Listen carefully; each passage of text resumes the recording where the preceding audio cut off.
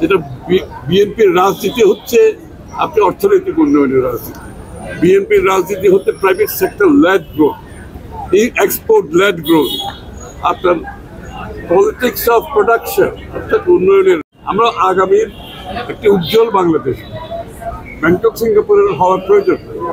বাংলাদেশের context different, সুতরাং আমাদেরকে বাংলাদেশের যে সম্ভাবনা আছে এইটার উপর আমরা যদি সঠিক বিনিয়োগ করতে পারি, দেশি বিদেশি বিনিয়োগ আসে, তাহলে দেশের অর্থনীতি সঠিকভাবে এগিয়ে যাবে।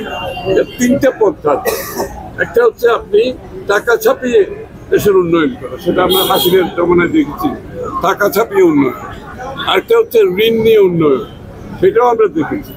কিন্তু সবচেয়ে ভালো অপশন হচ্ছে বিনিয়োগ। বিনিয়োগের মাধ্যমে যে উন্নয়ন হবে সেটা হচ্ছে সাস্টেইনেবিলিটি, এবং এই জন্য দেশি বিদেশি বিনিয়োগের প্রয়োজনীয়তা অত্যধিক। একটি অর্থনীতি যদি সামনে দিকে এগিয়ে যেতে হয়, আমার মনে হয় থার্ড অপশন যেটা হচ্ছে বিনিয়োগের মাধ্যমে, সেটা প্রাইভেট সেক্টর দেশের বাইরে থেকে বিনিয়োগের মাধ্যমে সত্যিকার অর্থে একটা সাস্টেইনেবল ইকোনমি আমরা করতে পারবো। এই জন্য আপনারা জানেন, আমরা বিএনপির পক্ষ থেকে আমরা যখন ক্ষমতায় এসেছিলাম তখন 91-এ একটা বিশাল এরকম ইনভেস্টমেন্ট সামিট করেছিলাম সোনারগাঁও হোটেলে। সারা বিশ্বের সব বিনিয়োগকারীরা এসেছিল। তবে আমার মনে হয় আজকের এই উদ্যোগটা ভালো উদ্যোগ, এবং এটা আগামী দিনের সামনের দিকে আমরা কিন্তু এগিয়ে নিয়ে যাবো। এমন না যে এটার উদ্যোগ শুরু হয়েছে, আমাদের দেশে তো সরকার পরিবর্তনের সাথে সাথে উদ্যোগ বন্ধ হয়েছে, আমাদের উদ্যোগ বন্ধ হবে না। আমরা এই উদ্যোগকে আরো সামনের দিকে আরো কিভাবে বড় উদ্যোগের মাধ্যমে দেশের অর্থনীতিতে, যেটা বিএনপির রাজনীতি হচ্ছে আপনি অর্থনৈতিক উন্নয়নের রাজনীতি।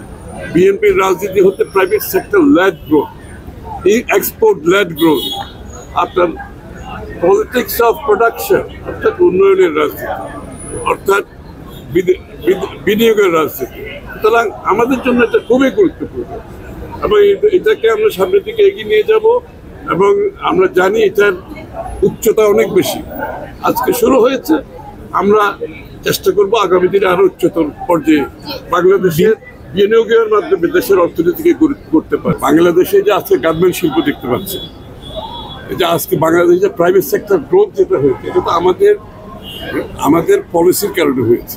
বাংলাদেশ অর্থনৈতিকভাবে যেখানে এসেছি, আমরা যখন বিএনপি ক্ষমতা ছাড়ি আজ থেকে 21 বছর আগে 7.06% গ্রোথ তখন বাংলাদেশে, এবং সেই দ্বারা অব্যাহত থাকে বাংলাদেশ তো আজকে 10%-এর উপরে গ্রো হওয়ার কথা। কিন্তু বিগত দিনগুলোতে আমরা দেখেছি এটা নষ্ট করে দেওয়া হয়েছে।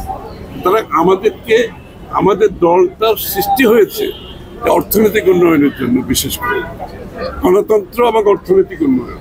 সুতরাং এটা ঠিক একজন বক্তা এখানে সঠিকভাবে বলছেন, গণতান্ত্রিক প্রক্রিয়া অব্যাহত থাকলে অর্থনীতি ভালো করবে। সুতরাং আমাদেরকে গণতান্ত্রিক প্রক্রিয়াকে অব্যাহত রাখতে হবে, গণতান্ত্রিক প্রক্রিয়া শুরু করতে হবে। সুতরাং সেটা অবশ্যই একটি নির্বাচনের মাধ্যমে, নির্বাচিত সরকারের মাধ্যমে গণতান্ত্রিক অর্ডার ফিরিয়ে আনতে হবে, এবং সেখানেই কিন্তু বিনিয়োগকারীদের বেশি কনফিডেন্স। তারা চায় যে একটা এখানে ডেমোক্রেটিক অর্ডার কন্টিনিউ করুক, তখন তারা বেশি কনফিডেন্স পায়।